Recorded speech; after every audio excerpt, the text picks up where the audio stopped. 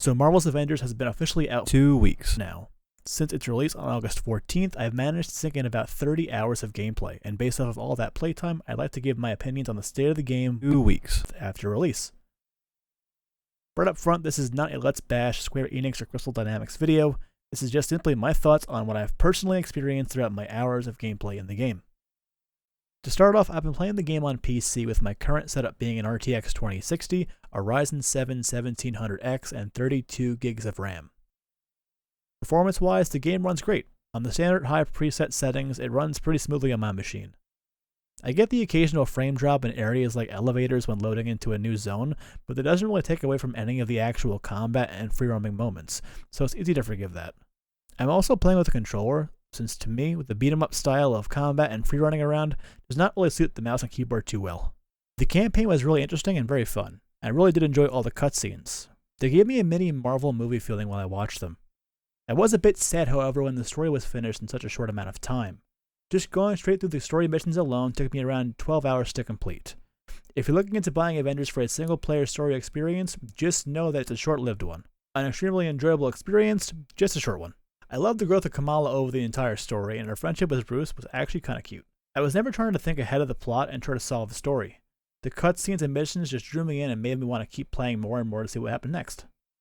Is the story revolutionary? No. But is it worth a playthrough, or at the very least worth watching all the cutscenes on a video? Most definitely.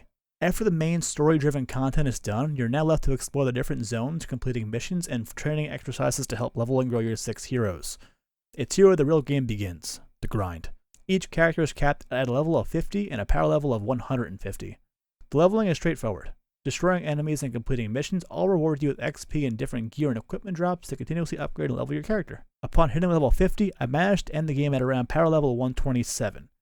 The long grind is what currently is your endgame goal. Level and gear all 6 heroes. As far as the Battle Pass style challenge cards go, I don't mind the system at all. I'll admit though that the current available skins don't do much for me, but I do hope that we get some more interesting and better ones in the future. At its core, Marvel's Avengers is a looter game. It's similar to your Destiny or Diablo. You go through your story-driven campaign missions and then upon completion, prepare to tackle different objectives in similar-looking areas as you fought through during the story mode. It'll be repetitive, and eventually, everything looks the same. Until there are any expansions or DLCs released, expect to look at the same AIM headquarters, shield vaults, snowy tundras, and foresty sectors. With plans of tons of characters being added later on, I'm sure we can look forward to more areas and even more story or narrative-driven scenes, and missions to go along with them. I for one can't wait to see how we solve Hank Pym's current size problem. Finally, the main reason I wanted to make this video was the current laundry list of bugs that this game is riddled with. From cosmetics being unlocked reverting back to being locked, falling through the map, missing credits and currency, and infinite loading screens, the game really has had a rocky start. My game managed to crash about 3 or 4 times during 1 to 2 hour long play sessions over my 30 hours of gameplay. I froze 2 times, causing me to have to force quit the application and relaunch it. Nothing too terrible, but most of this is during me streaming the game, so the heavy load of the game by itself, along with streaming it from all the same PC, was bound to do something. I will say though, regarding hardware usage, the game really does push the CPU. Very frequently I saw my CPU usage jump from 60% all the way to 90 or 100. I couldn't tell if it was poor optimization or if it was my 1700X finally calling to be replaced. Even today as I'm writing this, I ran into a bug during a mission. Just look what happened. I don't know, give it a chance, you know?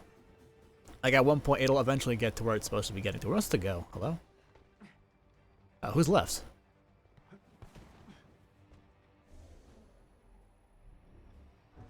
Over here? I mean, it is valid though, cause like they released it's been in development for how long, and it's like it's this frustration with like how the game is like at launch. It's just not the funnest or not the best thing. Up here. Where are you hiding, sir? Don't see him.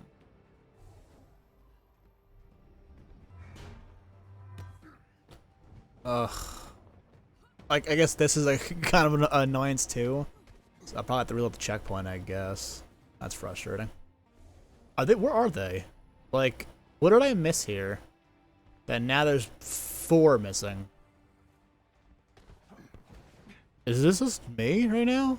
Like, am I doing something wrong? I don't think I am. Like, they all spawned before. Let's try try again, I guess. Fuck. So try number 3. Because there's 1, 2, 3. There's 5 icons right there. Okay. And I see them. So we're going to do this really fast. We're going to go into the shield, or go into the Odin Force, and then the Bifrost, and then go yoink. Turned out, it was too good. Masters was working for the army. He was bringing our shield weapons and armor straight to him. They're the guard. Don't let them stand in your way. That's 1. I may be keeping score. Might as well hit even with all of the people Masters got killed. 2.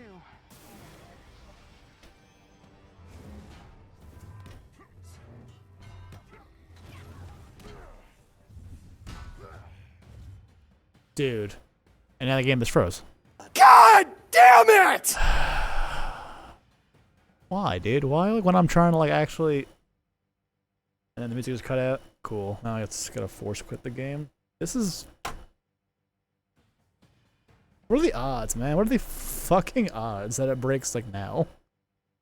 Overall, though, I really do enjoy Marvel's Avengers. Is it perfect? Far from. But is it fun? To me, absolutely. For someone with over 300 plus hours in Diablo 3, this game is right up my alley. Is it for everybody though? Probably not. If you're a fan of looter-style grindy gameplay and want to enjoy a wonderful but short, narrative-driven story, Avengers is worth picking up.